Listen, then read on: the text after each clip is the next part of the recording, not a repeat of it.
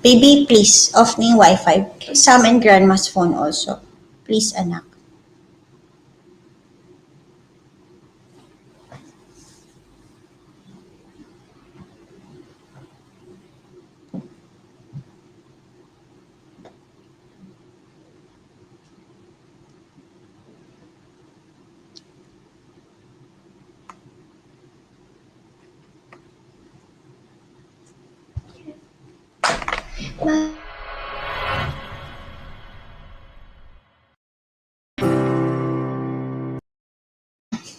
Welcome to episode 14 of Working Moms Academy's live career coaching call. Yes, this is our episode 14. I would like to thank my community manager, Karen, for organizing all of this. For those of you whose first time to watch this live career coaching call and you don't know about Working Moms Academy, let me give a brief introduction. Working Moms Academy is a community. It is actually a platform where mothers get to learn a lot of tools and techniques so they can overcome the stress and burnout at work and at home. Our ultimate goal at Working Moms Academy is to share life tools that academic lacks so mothers can succeed personally and professionally at work and at home. And of course, we want to help mothers to become better people, parents, and partners. Every week, I go live through a career coaching call. I also do a lot of women interview featuring successful women in business and in corporate. And for this month, I actually interviewed two amazing fathers where they shared, in terms of celebration of Father's Day, these fathers gave their wisdom in terms of how mothers can become better partner, better parents, better people. If you do want to watch the recording of those live webinars, and if you want to watch the past 13 episodes of the live career coaching call, go to Working Moms Academy's YouTube channel. Yes, and you can watch all of that for free. Right now, it's free, but soon it's going to be exclusive to our community members. For today, I'm doing a live career coaching call. See, coaching is something that gives me so much happiness because that is where I see people a lot of breakthrough. If you haven't done coaching, if you haven't experienced it, see, coaching is all about understanding the question of the person and giving solutions based on two ways. One is getting the access of the inner wisdom the person has within. Second, it's also about the coach sharing her own life experience, expertise to help that person. In some terminologies, they call it coach salting because really coaching is all about helping the person get the answers, clarity to whatever challenge that she's facing. Today, I am joined by one of our community members for Working Moms Academy. If you are not yet a member of Working Moms Academy's Facebook group, join now please while it's still free and while you get access to all this information now because we have over 600 members from different countries and different nationalities where we get to share a lot of information about career, motherhood, and everything in between. So today, let me bring my guest on stage. Hi, Aileen. Hello, good evening, Coach Wanda.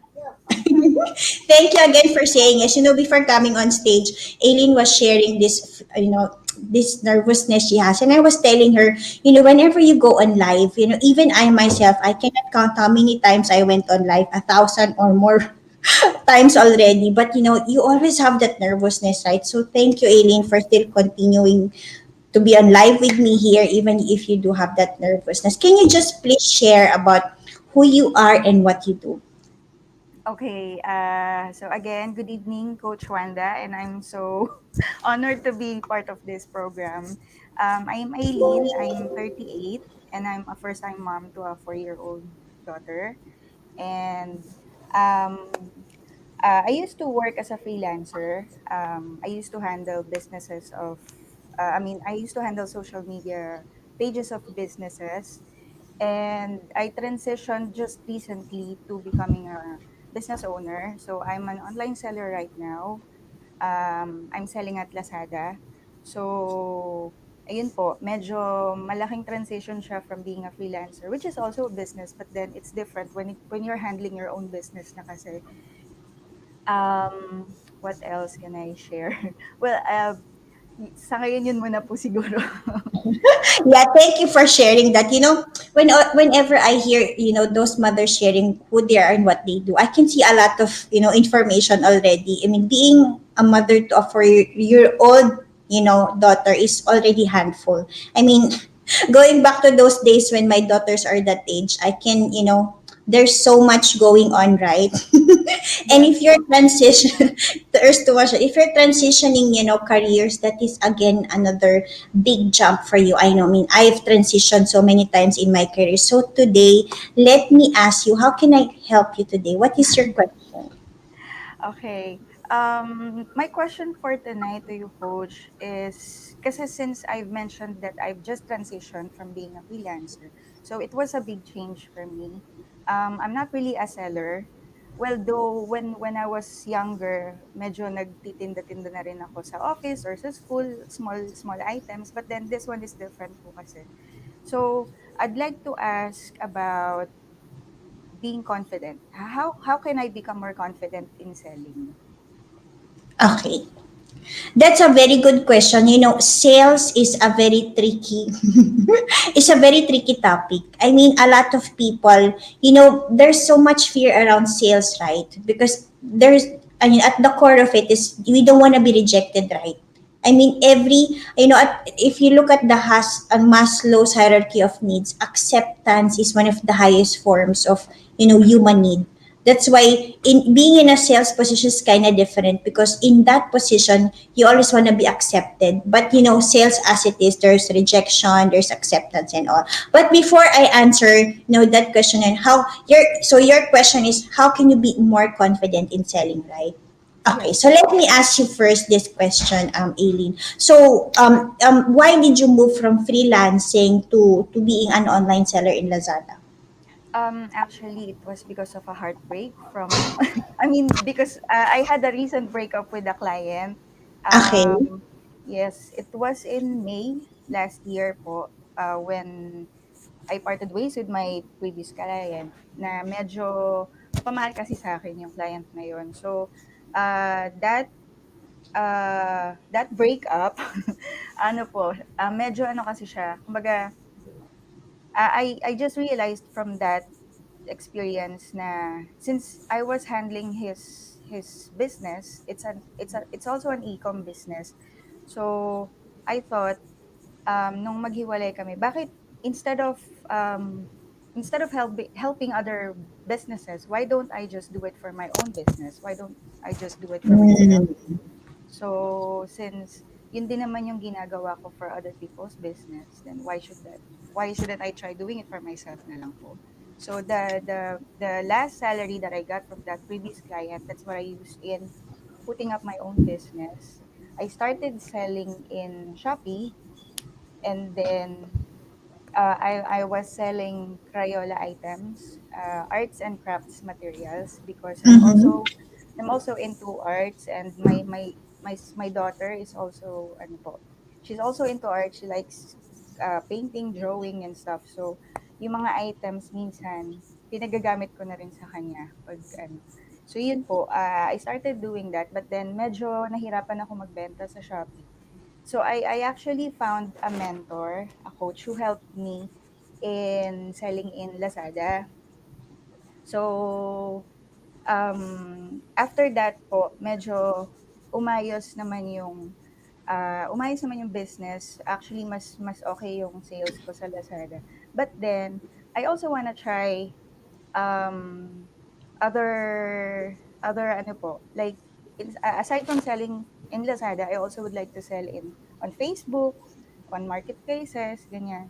But then minsan hindi ko feel mag-post sa Facebook kasi nga naiisip ko yung rejection ng mga tao kasi if you just keep on selling and selling, uh, chances are you'll get rejected, or hindi ka napapansin ng mga tao. Ganun yung common common na nararamdaman ng mga nagbebenta po. So, yun po. Yun po yung backstory on how I started. Thank you for sharing that backstory. It is always important just for me to understand the backstory of why you're doing what you do. Because, I mean, that will help me understand what could be the core reason, right? But, hearing from you, I can see the alignment because, what I've also seen in some of the businesses, the business is not right for the person. But as you said, right, this arts and craft is something that you and your daughter love to do. Because I always believe for you to be successful in anything that you do, it has to be aligned with something that you're passionate about, something that you love to do. So if arts and craft is something that you love to do, then it's really about the sales, right? Really your confidence in sales. And, also, these are your belief. So what are your beliefs about sale? Number one, you said, what I heard is that you said, when you sell, you're afraid to share because you're afraid to be rejected, and you're afraid to just keep on selling and selling and selling. Correct, right, Aileen? Yes po. Yes, coach. Correct. Actually, Aileen, it's sales is very difficult because nga people might perceive it as selling. But at the end of the day, also, let us just drill down further. So, what do you think? What do people get out when they buy your Crayola? What for your arts and craft product? What is the result that people get when they buy your products? Um, it's the joy that they, or it's the fun that they have when, like for example, a parent chooses to buy products from my shop. So it's the joy that they have pag nakikita nila na yung children nila na nag-enjoy using the Carola art items. The bondings, I guess, that they enjoy doing together with their children. Yun po.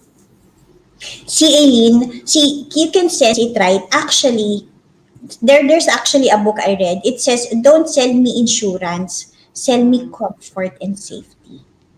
Don't sell me beauty products. Sell me hope that that my that I can magnify my beauty."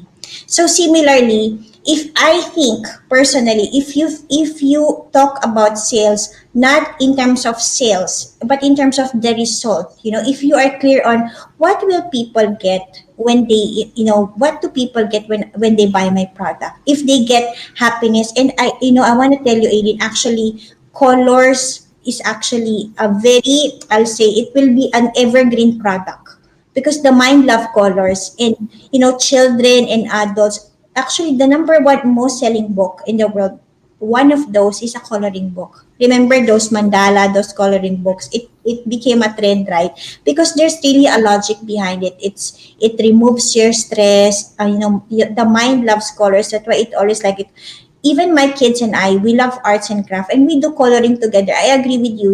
When you color with your children, it creates a bond that is beyond words in terms of, the happiness that you and your children experience. So if you sell not the colors but the result, if are you comfortable to share with people how you are, what your experience is and what are your clients experience after buying your colors?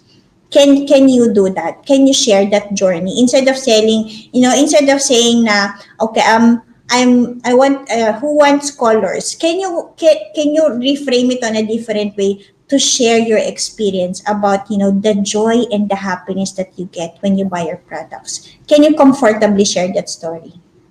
Um, yes, actually po, there was a time I actually created a page for that shop, and sometimes I do posting since I work as a social media manager. I regularly posted on the page, and sometimes I do share stuff like that po, like for example, a customer who bought this product and then how their experiences were, ganun po. So yeah, I sometimes do that naman din po.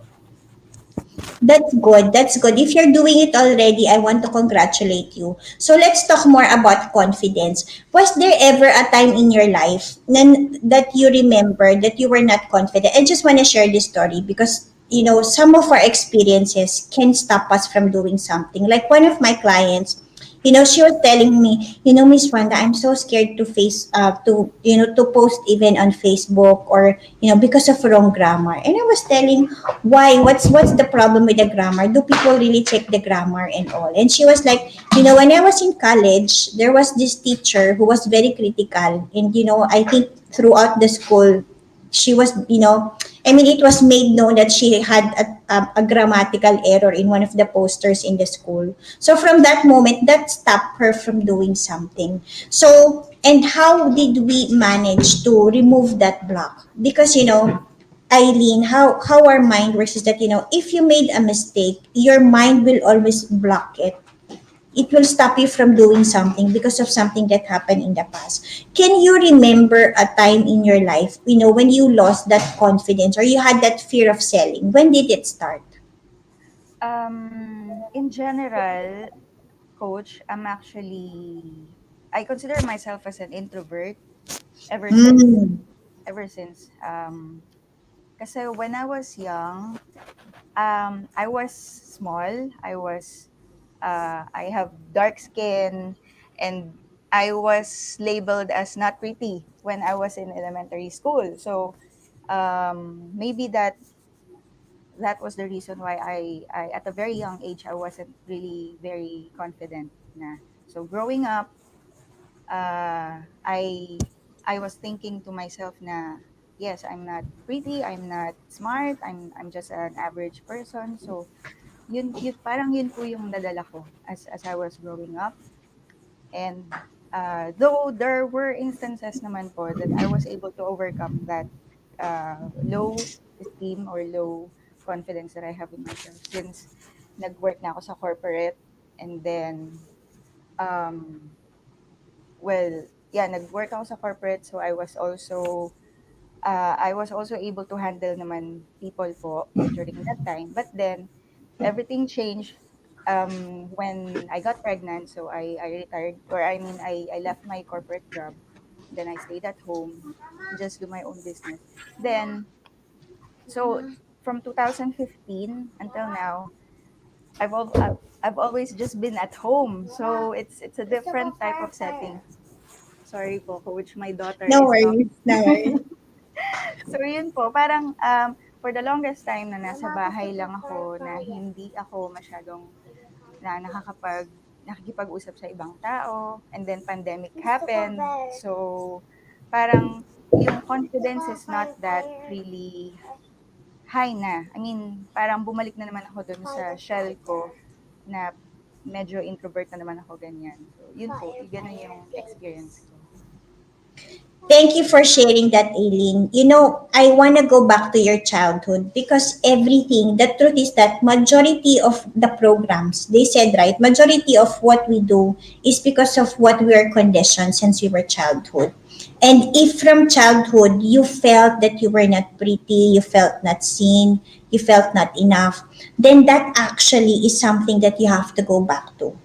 Kasi it just, as you said, right, you're an introvert. It's not just now. It is from your childhood because you had that memory.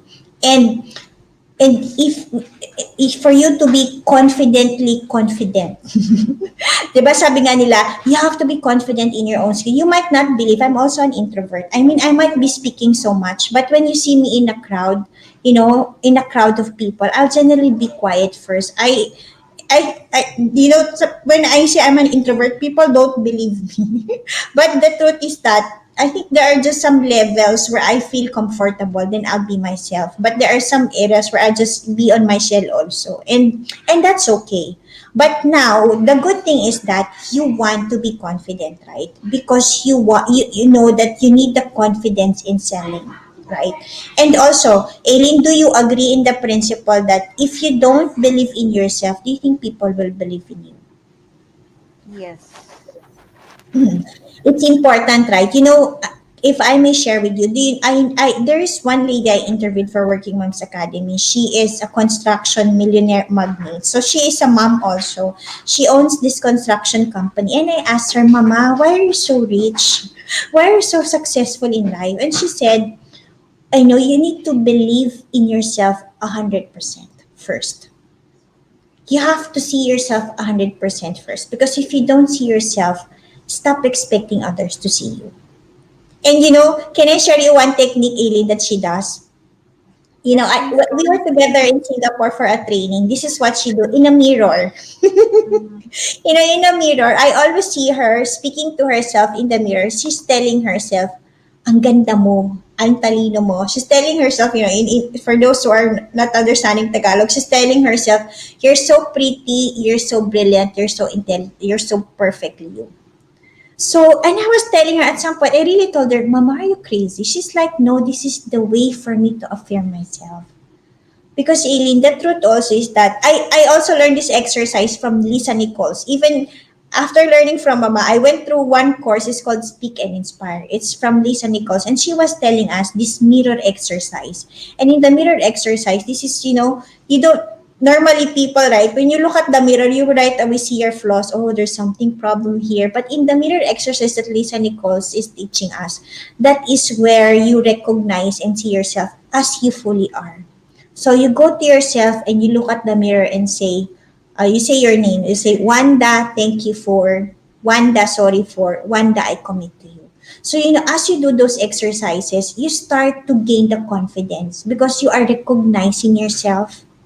You are forgiving yourself for the things that you did not do.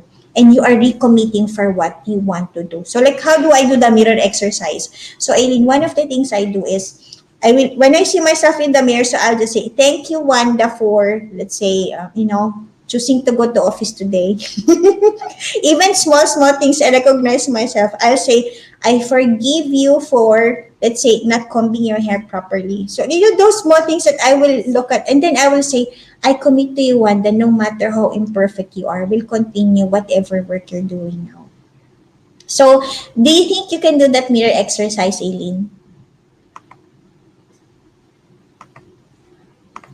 I'm taking notes of the ano po, coach. So I'll probably do this every day and hope it helps me.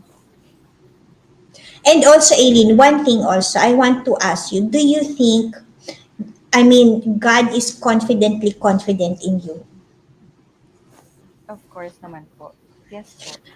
Right, di ba? I mean, sometimes taking confidence from your family is very difficult because sometimes the most doubtful people are our family. Are sometimes our loved ones are the ones where we long affection, but we don't get it. But there is one eternal source where I always get my confidence from. Even before I go live, I will write something. I can do all things through Christ who gives me strength. And I always, always also pray, Eileen, that can you, God, give me the guidance on what action do I need to do today to move my project forward. And that always brings me a lot of guidance. Kasi I mean, transitioning, there's no manual, right? How to transition careers. There's no manual how to live life. So I always, always ask God for guidance. Where do I go from here? What do I need to do? And give me the confidence to do what I need to do and face whatever comes my way. And that prayer has always been very powerful to me. So can you also do that prayer for me? Yes. Okay, last na. Can I give you one more tip, Aileen? Sure po, coach. I would love to Ayan. hear that. The more the merrier, right? I want you to give as much tools as I can. One of the things, because see, this confidence that you have is from childhood. Can we go back to your childhood? Are you ready to go back to that now? Okay, sige po. Kaya natin. Okay, let's just go back to your childhood. And I just want you to fully embrace what you are now. And just tell that old self, what message do you want to tell her now? Because that confidence that you need from your childhood, you need to speak from now so she will also grow to the person that she wants to become. Can you do that for me? Kaya natin gawin? Yes. Kaya, Yes. coach? Sige. I just wanna, if you just can please close your eyes for me. Okay, inhale from your nose. Exhale from your mouth. Inhale. Exhale. Inhale. Exhale. Inhale. Exhale. Inhale, exhale. Aileen, if you, I want you to see that picture when you were very small. You know, you see that picture when you were very small, you feel not confident, you don't feel pretty. I want you to see that picture of your childhood when you feel so unconfident and, so not proud of who you are. Can you see that picture now? Yes, coach. Now, I want you to look at God's perspective. No matter who you are that time, no matter how you look like, God loves you so much and I have always seen you as a perfect being as you are. Can you see that? Yes, coach. Now, can you say something from your heart to just say a message to your younger self? What advice can you tell your younger self now so you can be more confident? Hmm. Aileen, everything's gonna be okay. Um, you may not feel very confident right now, but it's okay. Just always remember na God is looking at you and you're a perfect being in God's eyes. So don't feel so bad about yourself. You are loved, you're beautiful, you're perfect. I love that. Naka-smile is the younger version of you smiling now. Yes po. I love that. Those words from your heart. It is really so profound, right? See, if you can, or can you, even if you just look at the mirror, Aileen, and say, you are loved, you are beautiful. God sees you as imperfect as you are now. And if you always feel that love in your heart, then you will always feel that, oh, I have confidence now. I can, if I always take that confidence from God to say that I can do all things through God who gives me strength. And I know God always sees you perfectly perfect as you are. So can you do that? Yes, coach. Yay! Last na. Nakailan na tayo. Okay, last na. Eileen, can I give you one more tip? When I don't feel confident, I get a paper and a pen. Mm, Because, see, because I also studied how our mind works. Our mind always have these thoughts, right? We have about 300 to 1,000 thoughts per minute. But the moment you start writing, guess mo, how many thoughts do you have now when you write? um, I'm not really sure. Pero actually, coach, pag nasa CR ako, ang daming ideas that come in my mind na gusto ko sana na isulat. But then, when I get out of the CR, wala na silang lahat. Yun yung nagiging problema ko minsan. So, minsan nakakalimutan ko na yung mga dapat kong gawin. That's normal. I mean, especially for mothers, right? We have 1,000 things to do, 1,000 things to think of. And, and also your mind has the power. Your mind has the power to remind you again. When you have those ideas, you know what I do? I tell my mind, can you remind me again, please, about these ideas? And it will come again back to you. And then you Mm, start getting a paper. So for me, I always have either my cell phone or my paper. I use my cell phone for ideas, but if I also have a paper, I always have a paper with me. If I have some ideas, I'll write it down or I'll put it on my phone. And or if I also do not feel confident about myself, I get a paper. Just wait. Baby, can you get my gun box, please? I always grab my paper and I have a God box with me. What's a God box? A God box is, where I write all my prayers and surrender. See, I have a God box. Tada! Where's my camera?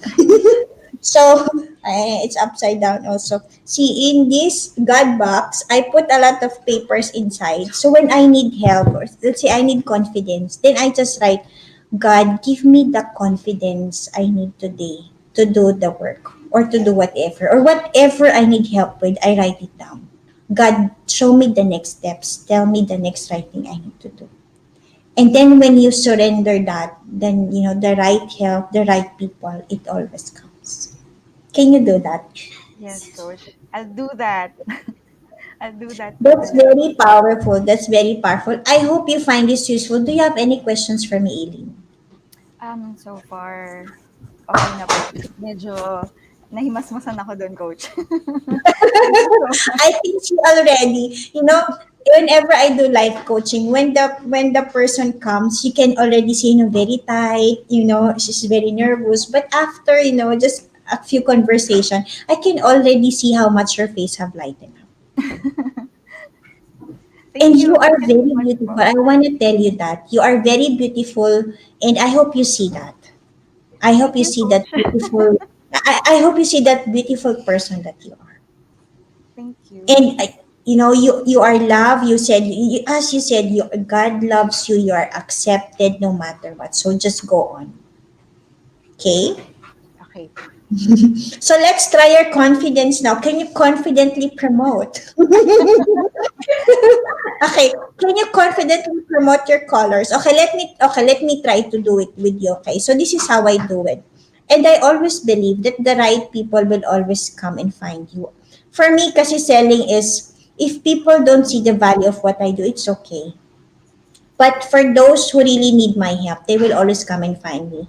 And so how do I do it? So let me just give you an example, okay, Eileen, so you can see it. So my name is Wandalyn Tan-Calupig. I'm the founder of Working Moms Academy. I love career coaching because I know it changes lives. It creates transformation that can bring quick results, ease, and joy to a person. If you do want a career coaching call with me, my calendar is available on a very limited period. Just go to bit.ly work with Coach Wanda, and let's find a way and discover how can I best support you. Thank you and God bless you. Oh, now, tama yun, di ba? Now, let me try to promote you, okay? Let me try to promote you, Aileen. Okay po. If you want, di ba? Let me try to promote it. If you want to have more color in your life, if you want to have more time and positive energy and bonding with your children, do you know that color is one of the best ways that can help you do that? If you are interested and if you want to know more, my coloring products, arts and crafts is available at this website. Oh, di ba? Ang ganda, Aileen. Perfect, coach. Perfect, di ba? So, also you can say, I love arts and crafts and I want to share that same joy that I have with my child. So, if you are interested in arts and crafts and creating more loving memories with your children, please contact me. I did not sell you colors, right? I did not sell you colors, Aileen. I sell you the emotion that the color brings. Because at the end of the day, it's not about selling. It's really about helping people with whatever you have. So now let me allow you to confidently sell yourself. Oh my God. No pressure, whatever. See, also Aileen, can I give you one more tip? I want you to speak from your heart. The fear is always from the mind, but the heart always is where God speaks. So I want you to now speak from your heart confidently on how these colorful arts and craft products that you have can help other mothers have more happiness and fun with their children. Okay po. Okay. Let me try it, coach. Okay.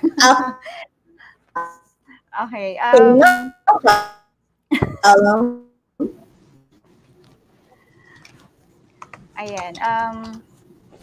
So if you're a mom or a dad of kids who love to explore different colors, or if you're fond of arts and crafts, I'd like to invite you to visit my shop.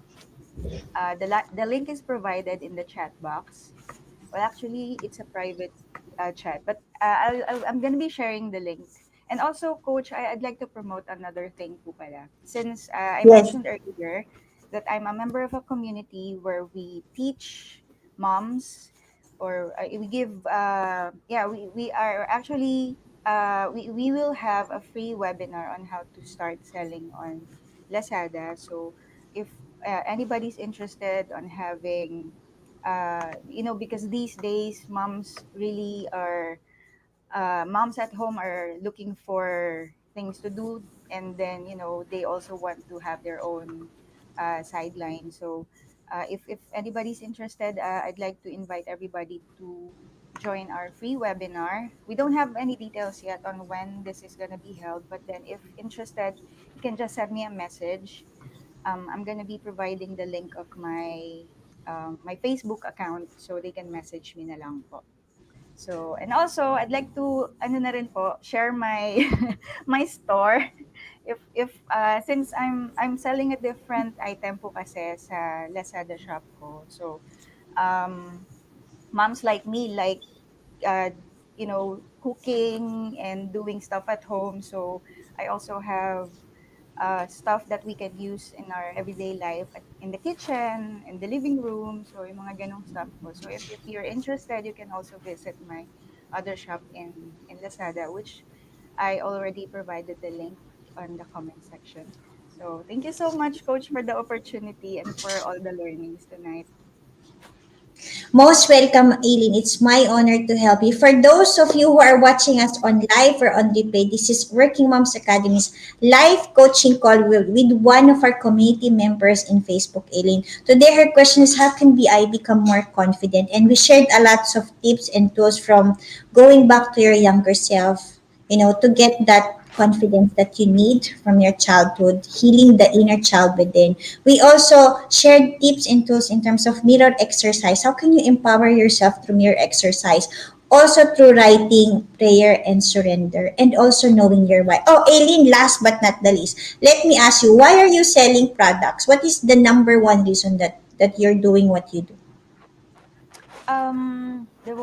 The number one reason is really because I would like to help my husband in the expenses at home since he's the only one working po. And when the pandemic hit po kasi, we were actually, we had a COVID, but then it was just a mild COVID. So we were very thankful to God that it was just a mild one. So I was thinking, what if my husband would lose his work? So it would be difficult for us. So I'm also, that's the main reason why I really pushed myself into selling just to help, with the expenses in our house po. And Aileen, also, whenever you feel not confident, can you be very confident just because you're doing it for your family and especially for your husband? Can you get that positive energy from them saying, I can do this because God will give me strength and because I'm doing this for my family? Can you confidently get that confidence from your why? Yes, coach. Starting Yes. from now, So, yes. that's very good. Also, I learned that when your why is clear, the how is easy. And I love the clarity that you have that you're doing this for your family. And I know, the right actions, the right steps will be, coming to you. It will be revealed to you. I wish you more success on your arts and craft shop. For those of you who wants to buy art and craft, please go to Aileen's Shopee store, Aileen Bautista Gonzales. And if you do want to understand how can you use Lazada to earn more money at home, then please contact Aileen because she is having a webinar about that. Thank you again, Aileen, for your time. I hope you find this useful. Hope you have a great weekend, a successful business, and Thank you so much, more Coach confidence. Wanda. I Thank you will so be much one of your po. cheerleaders. Thank you, thank you. Thank God bless you. Thank you you. so much Thank po. you. Bye. Again, I would like to thank Aileen for her courage to go for this live coaching call. I want to thank again Karen for organizing all of this. Every week, Working Moms Academy is having a live career coaching call with our mothers because we want to help our mothers experience their own breakthrough in life. If you are not feeling confident about yourself, you are not alone. A lot of women, especially a lot of mothers, are not confident about themselves. But one thing I want to remind you today, and if you just watch the recording or the replay of this, you can get a lot of nuggets and tips on how to continue and get more confidence. But let me just drop one line. I want you to know that you are loved, you are perfect. God always sees you and He always accepts you. And if you can get that confidence that you need from God, you will overflow every day, knowing that you will get the right confidence, the right help you need at the right time. With that, I would like to thank everybody who's watching live. Thank you, Annette. Thank you, Sehar. Thank you to our Working Moms Academy community. I wish everybody a great weekend. Stay safe. God bless you. Again, for those who need help on their career, please visit Working Moms Academy, and we have an upcoming group coaching call. Also, what are the other ways to work with me?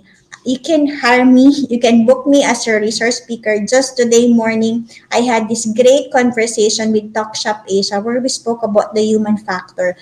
Tomorrow, I'll be talking at the Asian Youth Empowerment Forum all about the women wage gap. Yes, I will talk about what are the three reasons why there's a women wage gap and one reason on how you can avoid it forever. If you do want to book me as your resource speaker, please go to bit.ly work with Coach Wanda and we'll get in touch with you.